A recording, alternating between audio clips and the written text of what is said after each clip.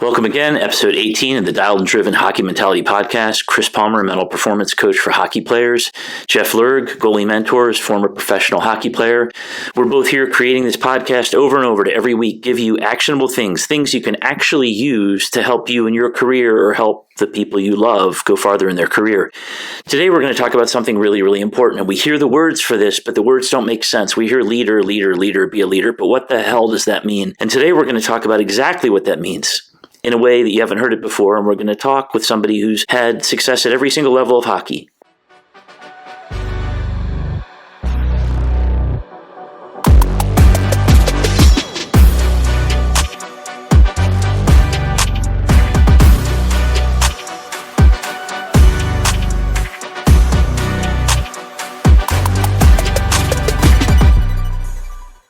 Really, it looks like the STAR program. The arc of his career was fantastic. And even the remainder of his life, he's gone into things that are really, really important. He has a sense of mission and purpose. But we're going to cover leadership in a different way. It's not going to sound like a textbook. And today, with our guests, we're going to go through every single part of what really, really makes someone that. Hey, our guest today is someone who I've been best friends with since birth. Bryan Lerg, he's my cousin. We grew up 150 yards from each other, spent our whole childhood together. We're very fortunate to play on the same youth team all the way through. Bryan had an awesome career, found his way from college hockey at MSU as we were teammates into the American Hockey League, and he grinded his way through to get to his first NHL game at 29 years old. We'll dig into that path and how he got there, but specifically, Bryan, you're someone who I don't call Bryan, I call Bry. But specifically, Bry, you got to those levels, and we're very proud of you. Obviously, the Lerg name lives on. There's an NHL alumni for the first time ever. But one of the things that we want to discuss today, as Chris mentioned, is your leadership ability.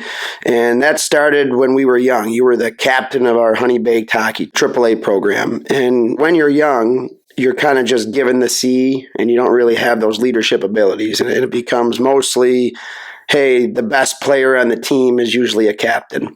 And for you were that player. You were the best goal scorer.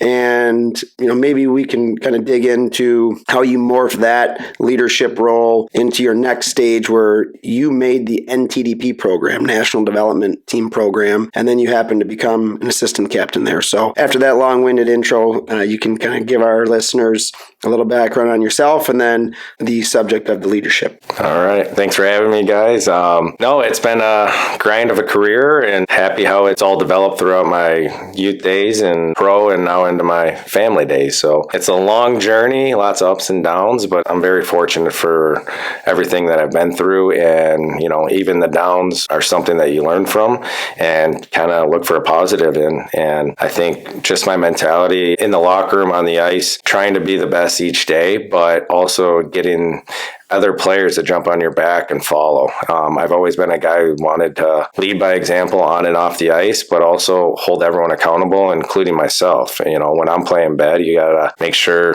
guys know I'm not trying to get on anyone else. I'm doing that because there's days that I am having tough days, and I expect everyone else to say the same to me. So I think I can kind of hit on the leadership note here with you guys, and hopefully encourage some young kids or even some young pros to take a little bit from this and benefit from it. That's awesome, because people watching, they hear about leadership all the time, but it's a word. It's not a real thing. And when we talked before we started recording, you mentioned it in a much different way. And you have all these books, you have all these guys say, hey, you did this. And a lot of times they're military leaders or people who've done things, but it's hard to articulate what that is. And in the most human way, I just want to describe to you guys, when we talked off camera, there was a discussion about really very, very personal, caring, and giving a crap. That seems to be the thing, because you were willing to really take time, even though people would be mad at you, even though people wouldn't like you, even though it's maybe hard sometimes to say the hard things. You were willing to stand up and say the hard things to bring everybody farther, not because you want it for you, but because you want it for everybody. You want everybody to have this thing. You're just driven out of your mind. So can you give me an example of anything in your career, a time when maybe somebody took personal time with you that showed leadership and helped you feel like, oh man, yeah, we're all on the same train together. And then maybe a time when you helped somebody else and did something with them that may be unusual, that you're calling people out, but you're also welcoming them and moving them forward. Yeah, I mean, I have examples of both. I would say when I first got called up to the NHL, I remember getting to the hotel in Edmonton thinking, all right, I just going to go lay down and get room service and no clue what I'm going to do. Just, I guess, go to bed. And then first thing, my phone rings in the hotel. It's Joe Pavelski. Let's go. We're going out to eat with all the guys. I'm like, oh, geez. So now I feel comfortable with these guys at the NHL level, even though I'm older than a lot of these guys too that I'm going out to dinner with, because I'm a 29-year-old rookie in the NHL. And he took me under his wing the 2 games I played at that time.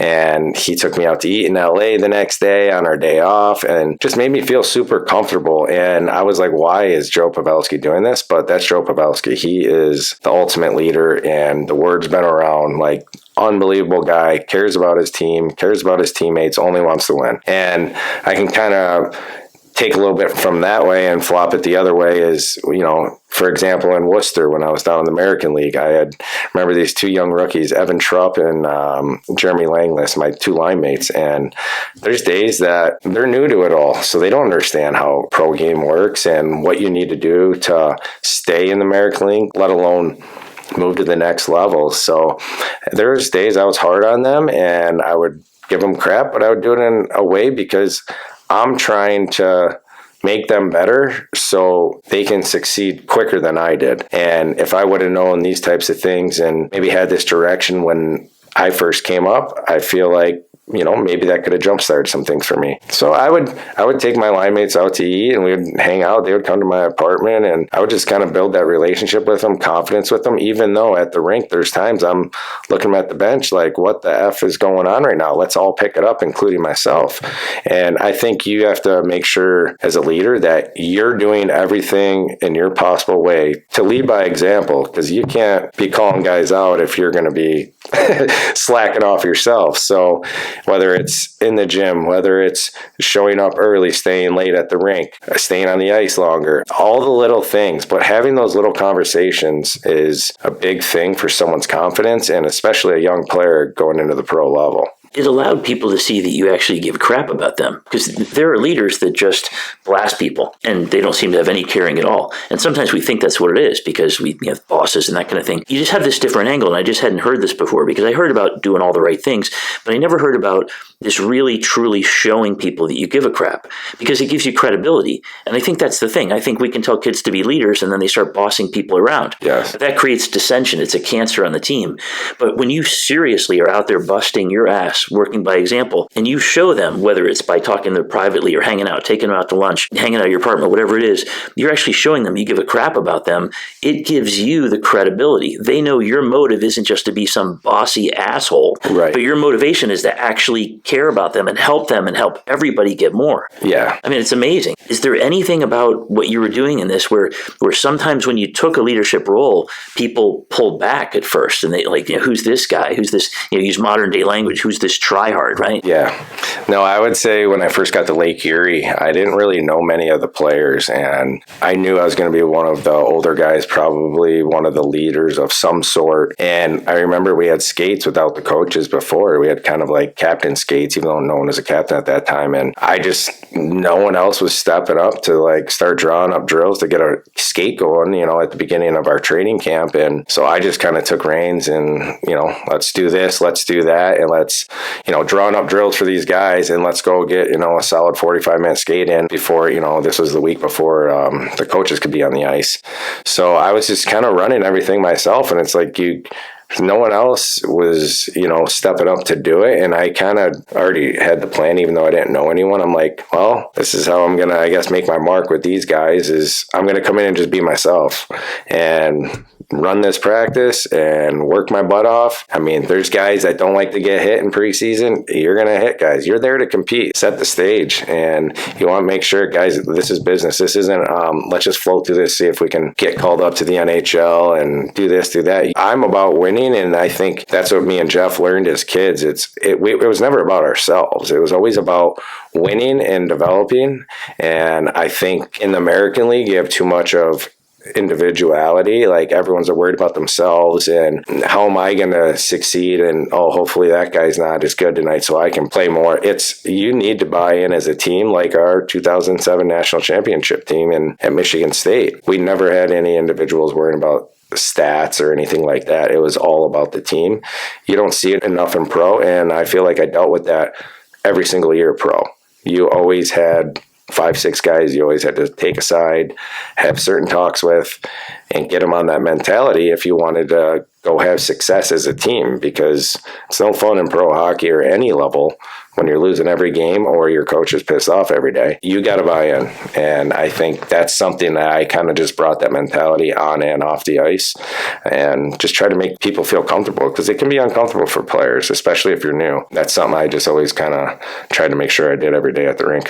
So, Brad, can you please give a background on your playing career with, I'll set the stage from Honeybake Tier 1 program into 2 years at the National Development Team Program, NTDP, into 4 years at Michigan State, where we were teammates for 3 of them. And then from there, graduate school at 23 years old. Just kind of summarize those next 6 years until your first NHL game at 29. Like, where were you? How many years? And who were those NHL affiliates you were with? Yeah, so after Michigan State, I signed with Edmonton Oilers. It was probably 12 hours after our last game when we lost in the regionals. So I moved on and went and played the American League for a couple games in Springfield, Massachusetts was the AHL team for them. And, went fine for those couple games, and then came back in training camp in Edmonton, did 2 years with their organization, and things didn't go as planned. Maybe I wasn't playing up to my capabilities, and maybe not the opportunity I expected either, but also had a few injuries as well, started to have some back issues at that point. So move on from there, went to Geneva in the Swiss League on a tryout and played with our old teammate Dan Vukovic from Michigan State. I was there for about 2 months, played 15 preseason games, 1 regular season game, and they signed another import, and he had NHL experience, so they let me practice there until I found a new job and got a hold of my old USA coach, John Hines. He was the coach of Wilkes-Barre, Pittsburgh Penguins AHL team. I played the whole entire year on a tryout, lived in a hotel, turned that into an American League deal, and then the next team, me and another guy who actually was called up from the East Coast League, led our team in points and goals, Ben Street, and we had really good years. And after that year is when I, got back in an NHL contract with Colorado, a 1-year deal, played, I think it was 27 games maybe, and then blew out my one knee, my right knee, ACL, MCL, meniscus. So that was not a good feeling at that point, but I just was grinding it out and knew I had to try and get another contract, and I did everything I could away from the rink as well. I even helped coach with the coaches. They were teaching me all these new things, and I actually, for as bad as the situation was, it was a lot of fun. I did a lot of things in the community. Won the Man of the Year for the community stuff with the kids outside the rink. Remember donating my hair 1 or 2 times in Cleveland, growing it out. A lot of fun things I got to experience there. But after that year, my rehab went pretty well, and I was ready for training camp, and Colorado luckily signed me again. And so I was ready to go. Started the season great, and I think I played 27 games the following year and tore my other ACL, MCL, meniscus. So 2 knees in 13 months, I'm pretty much thinking time to pack it up and call it a career. But I just kept my mental side strong, and I pushed every day in the gym, and the trainers in Lake Erie were unbelievable. Biggest help in the world, getting me back to a full-time hockey player. And summer training was tough. You have lots of limitations, and luckily I got back into probably the best shape I've been in, and I felt amazing. I felt like a new player going into San Jose the following year, because San Jose gave me a deal, and then I ended up spending the whole year basically in Worcester before getting my first call up to play against the first team that signed me, Edmonton. And so that was a nice way to score the game winner in that game against the first team that signed me. That kind of had a bitter taste in my mouth for them. Yeah, just to kind of reference some of those cities that you're mentioning, those are those AHL affiliate teams. People that have never played at that level may not have ever heard of some of those places where people have to kind of grind through in the minor league ranks. And we've talked about the sacrifice that people have to do to get to their their next level or accomplish their goals and dreams. And then, of course, it often goes unnoticed with other things that happen, like injuries, like major injuries, like 2 ACLs in 13 months. And at that point, 27 years old, hockey is all you knew. We went to school together. Obviously, you were a student athlete, but we were both pursuing at the time our professional hockey paths. So that was your profession. And many people don't understand that have never played at that level. Like that's your job. You were looking for a new job. And then it'd be like any other job that you were on disability and you can't perform your job, except in this one, you may or may not get another paycheck because a team may or may not sign you. And so for me, that's where I can truly see the mentality and fortitude that you had, because what was it, maybe 18 months later, you found your way to a level you'd never been. You found your way to the NHL. So you could have been done playing, but then you fast forward a year and a half, maybe 2 years, and found your way to the highest level. So I know Chris will want to maybe dig into the mentality side of it, like what switch, what gears turn to really inspire you to reach that ultimate level. The thing that blows me away, if you've never had an ACL injury, it's not like everything else. Okay, like you have a meniscus, they can shave out an area, and the recovery time is far shorter. It's like most of a year. I mean, with an ACL, it's horrific. And it's so destructive mentally. Everybody I've ever known who's had an ACL injury, it's so destructive because you watch the whole world just go. They just all move past you. And you feel so left behind. You feel like, what the hell can I do? And there's things you can do. But all the things you're doing, all these great guys you worked with, all the gym work, it's not the same. You guys are skating, guys are shooting, guys are doing, you can't do any of this stuff. And it's so suffocating and overwhelming to everybody I've ever met unless you find some way, something to move forward. And you had it happen twice. How the hell did you push through that? How did you get to a point where you didn't give up hope? There had to be a point where you're like, this is going to be over. How did you get enough hope to go back to making that arc? Yeah, I just think back to both my dad and Jeff's dad, Uncle Ken, how much, they taught us about perseverance, sticking to what's our ultimate goal. And as hard as it was, trust me, there was days where I'm like, what? There's no, it goes through your mind. There's no way I can't play at this level again. But you just take it day by day. You have to take it honestly, hour by hour, take care of your body the right way, do the extra things that are going to get you over the hump. But also with those injuries are so, like you're saying, they're such big injuries. You have to be patient too, because you can really, mess things up if you go too quick with things. And my first time around, I remember trying to get on the ice a little bit early because I was just so anxious. I wanted to get back playing. And so I did that a little bit. And then my trainer's like, all right, you had enough and it's time to get off. And then my second time around, it seemed like an easier rehab for that time around. But honestly, it just came down to the mentality of keeping my mind positive, looking for that ultimate goal, but seeing all the baby steps in between. And you got to just keep it between the ears. And I'm just really glad that I did, because there was a lot of times that I was like, maybe it's just not my time anymore and let's hang them up. But I'm glad I stuck with it. So you mentioned this thing again, this idea of a mission, having a sense of mission or purpose that's bigger than the crap you're in. As a leader, the sense of purpose, wanting everybody to do better, was worth having people be pissed at you. Having a sense of wanting this to be a career got you past the muck and the shit of you being stuck. Yeah. When I think about all that, it just seems so enormous, and it's so great that you're able to make this arc back out. Was there ever a time, Jeff talked about the opposite of what I talk about with puking it out. I have this term of expressing things out, puking stuff out, because when you're pissed, you're bitter, you're frustrated. Puking things out is one of the most healthy ways to at least get the emotion out so you can get back to what's the mission, what's the purpose. He tends to believe more in acknowledging it, sometimes privately, maybe to friends, whereas I talk more about like just really, really getting stuff out. And it depends on your personality style. For you, when the second one came, the second one had to seem like a death sentence, right? And you went through this before and it was hell. How did you deal with that feeling? Did you express it out? Did you just acknowledge it? Do you pray it out, yell it out? How did you get past the, oh my God, are you kidding me? I've given my whole freaking life to the sport. I've done everything, Pee Wee Quebec youth, everything else, NTDP. I've done all the right things, given everything I have. Are you kidding me? How did you deal with that crap? Did you just swallow it? What did you do? Yeah, that was a tough one. The second injury was real tough.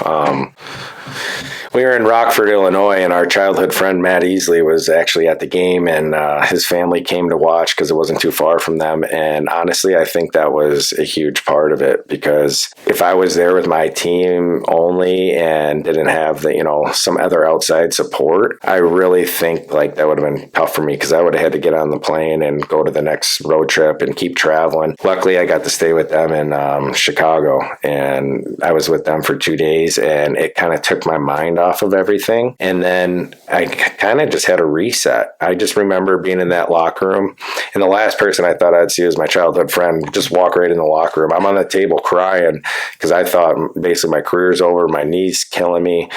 They just told me everything's blown out. And then I see our goofball childhood friend walk right in, and he just makes me laugh like right away. And I'm like, he got me back in a better mood, went and hung with them for 2 days in Chicago and just put the feet up, and it just got me away from everything so I could reset my mind. Jumped on the plane back with my team when we met in Chicago and got back to work. I just kind of had that whole reset where it's like, I can do this. Like, it's done it once, why not again? And so I just did it. Went back to the rink and started, rehab, had my surgery, and then started my rehab, and kind of had luckily, but not luckily, had this before. So I kind of knew what to expect, and I just took it day by day. You have to take it day by day. There's some days you don't feel great doing it, and your mind's not really there, and you're like, gosh, one day off of this won't matter. It matters. You need to buy in, and if you're going to look for that ultimate goal, you need to bring it every day, and that's what I did, and because I knew if I'm going to be playing again, I need to bring it every day. That's awesome. So your way is acknowledging it and surrounding yourself with people who are your people who get you, people understand you, people understand your mission, people are friends. We're all human. It's awesome. Yes. And Bryan's always been a very hard worker. He's always been a guy that even when we were young, he would be running 5 miles around this area where we grew up in Livonia. Like he'd always be this guy that even at MSU, he and I would be kind of side by side, helping pace each other on our 110-yard sprint test that we had to do as a team. And then I think the one year we finished 1-2, him first, me second, on kind of the average score. So he's always been a super hard worker. Living in the weight room was always something of the norm. Probably, more skills were taught to him. And when he played at NTDP, they had super tough workouts that then he kind of taught to me. So I believe just as you go through this, not only was he always a great scorer, great hockey player, he had an inherent work ethic. He had an inherent mental fortitude to push through when things weren't perfect. So now he's 27, he gets 2 ACL surgeries, other injuries, kind of get stockpiled along the way. Your body takes this wear and tear. He talked about all the bus trips, and he would have been on a bus with a torn ACL following his team around until they went back as a team to their host city. Like the minors aren't easy. There's a certain mentality it takes to take these bus trips every week. And there's a thing in the pro ranks called the 3 and 3. That's 3 games in 3 days. And that happens very frequently. So I think the sum of his experiences helped make him strong enough to believe in it. And of course, a little bit of luck on his side too, having an avenue to get his mind off the traumatic experience. And then from there, Bri, you reset. And then if you can, I guess just take us through a little bit more detail of how you then finally got to the NHL. Like what part of the year was that? Just kind of give us some background. We've never had an NHL hockey player on this podcast yet, so you're our first. But take us through that experience, because people don't know. You got called up. Was it the same day? Was it a different day? What did the NHL organization do for you? I know your family went. You can fill us in on that. Yeah. No, so this is coming off my second surgery is this season in Worcester, San Jose's AHL team. And you know what? I thought I had a pretty good year. I just wasn't maybe scoring as much as I normally would. But I just tried to stick to the basics that year and what got me there. So I just tried to be an all-around good player, be a good penalty killer, be a good power play 5-on-5 guy, be a good captain. Focus on those things. That was my goal for the year. And maybe didn't put up as many points. I think I still led our team in points, but our team was very average that year too. But I just remember thinking second half, this is my push to really make a moment. And I started to get hot in the second half. I think Doug Wilson, the GM at the time, was there one weekend, and I think I had a big weekend points-wise, even though it's not all about points, and he came up and told me, you're going to get your shot here soon up in the NHL, and continued on for a couple more weeks, and then got called up, got the call from Roy Sumner, our coach in Worcester, and that was the night before, and then they flew me out to California, to San Jose, and I took warm-ups against Dallas at home, and my parents weren't going to make the game because it was so last minute, and I was like, oh boy, this will be tough on the family for sure. But everything happens for a reason, and Hurdle was sick, and that's why I took warm-ups, but he ended up playing, so I only took warm-ups that game. We flew out the next day and went out to Edmonton, and that's when they told me I was for sure playing in Edmonton. And like I said before, I think this is it makes the perfect sense with me signing with Edmonton out of college, maybe not having the best experience there, getting my first game in the place where I had training camp. I thought it was super cool. I got to, like I said, the guys treated me great to go through the whole pregame routine. And, I played fourth line, so I wasn't playing heavy minutes, but then towards halfway through the third period, Todd McClellan was the coach at the time, and I loved him. He was an amazing coach. But he gave me a shot with Couture and Marlowe. He called my name with 3 minutes left. He said, you're going with Couture and Marlowe. This is after John Scott told me we can untie our skates because we're not going to go back on the ice. And so I get out on the ice and get on the wing in our own zone, and we get up the ice, and Couture makes a great play to beat the defenseman and throw it to me cross ice. And I remember getting the game winner with about 2 minutes left in the game, in my first game. And it was cool because I just remember thinking, wow, I can't believe this just happened. I almost feel like, it wasn't even real. But the minutes I played that game, I think I made a really big impact. I think I was 100% on face-offs. I was one of the oldest rookies to dress for San Jose at the time. I just remember thinking, if this is my only game, I'm happy. I'm not saying I'm done, but I'm happy. And that's the kind of way I looked at that game, is do something so you don't regret it. And I worked my butt off that whole game, whether it was a couple minutes, or if it was the last shift of my first game. So overall, it was a experience, and everything I've been through with the surgeries, the injuries, being on tryouts, going to overseas, coming back, just trying to rebuild myself as a player. And I just think, it's in the end of the day, everything happens for a reason. And I think it was because I stuck with it and kept the right mentality the whole way through. And I just hope that can encourage some other kids someday, and they're going through a hard time and they're thinking this is it. It's not over. You got to stick with the program, baby steps at a time, and keep going, because 29 is an old age to make it to the NHL, but I made it. So it's something to be proud of, and you just got to stick to the program. Yeah, and Bryan, just kind of recap the rest of your hockey career. You played, I think, 8 games total in the NHL, and then you went on for a handful of years to then go play in the Premier Leagues in Europe. Played in all the top leagues in Europe, the top league in Switzerland, top league in Sweden. So a handful of years there. Your mentality kind of forced you to keep playing because you loved it. You're really good at what you did. And then you even put your body through more aches and pains. By the end of your playing days, you had 2 ACL surgeries, back surgery, you're living with a torn labrum in your shoulder, you landed on your pinky and kind of destroyed your pinky finger from your own skate blade from trying to block a shot. And I think to kind of summarize some of those teaching points we've had, you were still trying to be a leader up until your very last game, blocking a shot on a penalty kill. Yeah. And that ended up being his last competitive game because of the major surgery and damage that he had. So I wanted to kind of tie all that in because we talked about some of your leadership abilities and skills even as a kid. And it wasn't just then it became, okay, you're not just the best player, what else are you going to do? And then those type of attributes help you reach the ultimate peak. And then at the end of the day, that's how you finished. You finished by giving your all. And I know that's why you can sit here super proud of the effort that you put in, because you gave every last ounce of mentally, physically, and emotionally, blood, sweat, tears, everything that went along with it. So thank you so much for being here. I know Chris likes to summarize some of the other teaching points, and we'll kind of go from there. There's this theme with you about having the sense of mission and purpose the whole way through, and it's gotten you through everything. And when somebody has that, I just look at this arc and I'm thinking about people watching it. So I'm thinking about kids going, well, the top of the mountain is the NHL. And that's what they're thinking about. They're only thinking about, hey, getting there. Like, that's the thing. And it's not the thing because there's more things after that. It's the top of the mountain, but then there's what happens there. And then there's maybe what happens after. And then there's your life. Because even the guys who have it made and make it there, oh, it looks like it's so great. But 6 years is the average lifespan of an NHL guy. And then you're off doing something else. You took this kind of horrible end. You had all these amazing experiences, this amazing kind of trajectory of your life. You got to a point where you could have just gone in a hole. You could have just said, hey, I'm just going to bury myself and go, live under a bridge or jump off of one. And people do, and you know that. But you had something about you that still found some sense of purpose beyond just, hey, I'm trying to get there. And what I'd love to talk about is, I know that you went on to have a family and take care of your family, and that became this really big mission for you.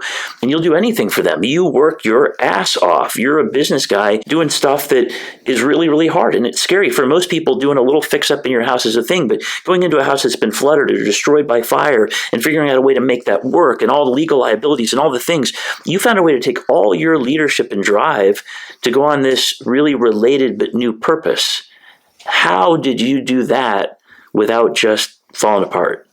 Yeah, it's not always easy, that's for sure. I told you guys before off camera, there was a time when I was trying to come back after my Switzerland year and my hand surgery. I kept skating, but I had back problems and went out actually to Hartford on a tryout and blew out my back doing a deadlifting test. So it was about 6 or 7 months that my wife put on my socks and shoes. I couldn't even bend over or anything. And then I finally come about Thanksgiving that year, even though as I'm trying to still play, maybe go to Europe, maybe play over here, I am just like, this is it. I got to have my surgeries. I tried every injection possible, had 2 back surgeries, and knew that it was time. But I kept my drive towards my family. We had a young family at that time, only 1 kid at that time, and now have 4. So it's something where I want to be that leader for my family, push every day for them, show them the right way to live and be a person. And I feel like I've done a good job of that. Was it easy? No. You go through lots of different hard times, depression, different thoughts go through your mind. You don't know what to do. But like I said, you got to stay focused on day by day here. And I'm like, what's going to be the next best thing for my family at this point? I knew my body was falling apart. I knew I had to be done at that point, and I was, happy being done. Not happy on how I went out, but then again, a little bit happy how I went out because of me blocking a shot on the penalty kill in Switzerland, slicing my tendon in my hand, finishing a penalty kill, no glove, blood coming out of my hand. Like, that sums up my career, kind of just battling through things. So it was time, move on with the family and find out what the next adventure is. And so I just got to work and tried to find the next best thing for me. And now I've just kind of treat my work as a hockey locker room, to be honest. I try and get everyone on the same page, try and prepare them the right way each day, and reassess after the day. Did we have a good day or no? And if you got to give someone some crap, you got to give someone some crap, and it's all through love because we all want to have success. And I just try and keep taking learning experiences from hockey and implementing it into the business world because that's what it is. We lived our whole lives learning these things. So you're just going to flush it down the toilet? No, you're going to transfer it into life down the road. And you're still learning. Me and Jeff, everyone's still learning every day. There's new things you pick up on every day. So I've been now with that company for about 5 years, and I think it's been good. It's been a good transition. Was it hard? It was extremely hard. 9 months with no paycheck for me and my wife. She wasn't working at the time. And then get into this job I know nothing about, but you start putting your head down and working your butt off until you figure it out. And you got to have that mentality that family's first and always will be first. So what is best? And that's what I did. And I just got to stay mentally strong each day and keep taking my hockey experiences and putting them towards this, because I think you learn so much as a hockey player in that locker room from coaches, or just instances in a hockey game you can relate to anyone's personal life. So I think there's a lot to be said of what you learn in your hockey career and how you can apply it to everyday life, no matter what you do. Yeah, so I'm just so happy the way this worked out, because here we're talking about a guy who looks like he's got the Cinderella story, right? Just this kind of start as a kid, don't really know what you're doing, and then all of a sudden, you're on. Everything's perfect. Everything's working out. And that's what we dream for, right? You dream for, hey, at 15, the draft. Hey, I'm going to go in the USHL. I'm going to go on this thing. And you had this thing that looked like that. But what's so great, just to give you things that are actionable and usable, we just talked about leadership in a new way here. In his life, he had leadership because he had this sense of purpose, but he also gave a crap about people. He wants to make sure that everybody gets what they can have. He does it in his life right now. And that sense of purpose is so much bigger than just what I want. Because when you just do what you want, you're not being a leader, you're being a selfish person. And I'm not saying you shouldn't give everything you have for everything you want. You should. And it is a form of leadership to contribute on the team. But the most profound kind of leaders are the guys who go into battle with you, the guys who take you aside and say they give a crap about you. So it's tempting on a team to just think about you. But if you think about everybody, if you really do that, as much as it seems counterintuitive, I promise you, and he's a living example of this, that it helps everybody, including you, go farther. He's been seen as a leader every single place he's been because of this. And now he's leading in his own family, helping them to move forward. So I hope when you see this, that you can see leadership in a different way. That's what we're trying to do every single week. Yeah, I mean, it's not always easy, that's for sure. And appreciate you guys having me. This has been an awesome time, taking a look back on my career, and hopefully it can help some young kids down the road understand that perseverance, hard work, and doing the right things will get you a long way. Yeah, and to all our listeners, thanks a lot for listening. Hope you learned a few things from my cousin Bryan's experiences. Obviously, tremendous life experience, not only in hockey, but he's translated that into the next stage. And remember, stay dialed and stay driven on your goals, as that's the only way to accomplish success.